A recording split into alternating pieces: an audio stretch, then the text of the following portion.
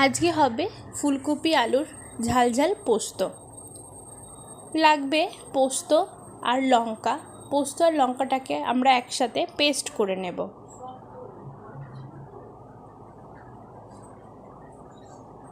Paste করে নিলাম। এরপর কুচনো পেঁয়াজ লাগবে। আলু আর ফুলকপিটাকে আমরা হালকা করে ভাপিয়ে নিয়েছি।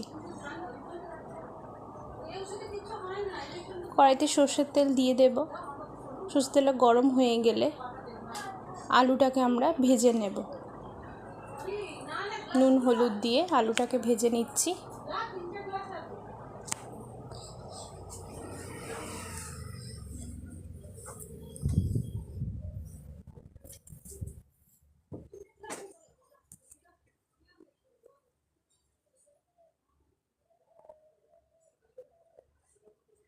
আলুটা ভাজা হয়ে গেছে, তুলে নিচ্ছি আলুগুলোকে।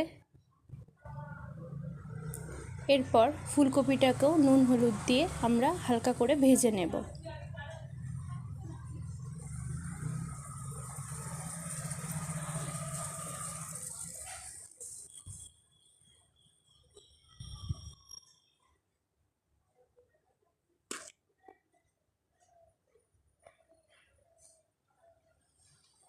ফুলকপিটাও ভাজা হয়ে গেছে, তুলে নিলাম।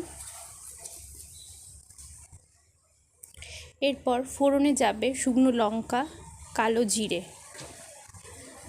আর কুচনো পেঁয়াজটা দিয়ে ভাজা ভাজা করে নেব।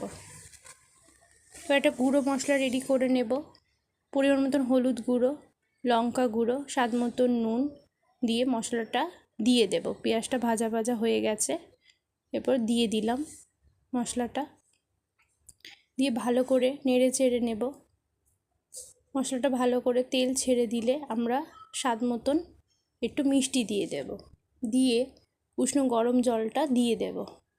দিয়ে ভালো করে ফুটে গেলে ফুলকপি আলুটা আমরা একসাথে দিয়ে দেব। ফুটে গেছে, এরপর আলু আর ফুলকপিটা দিয়ে দিলাম। দিয়ে আরও কিছুক্ষণ ফুটিয়ে নেব। এরপর ফুটে গেলে পোস্তটা দিয়ে দেব। পোস্তটা দিয়ে ভালো করে নেড়ে চেড়ে নেব।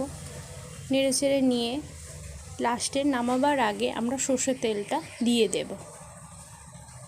কিছুক্ষণ ফুটতে দেব। এরপর সর্ষের তেলটা দিয়ে নামিয়ে নেব। নামিয়ে নিলে রেডি হয়ে যাবে আজকে ফুলকপি আলুর ঝাল ঝাল পোস্ত। ভালো লাগলে অতি অবশ্যই সাবস্ক্রাইব।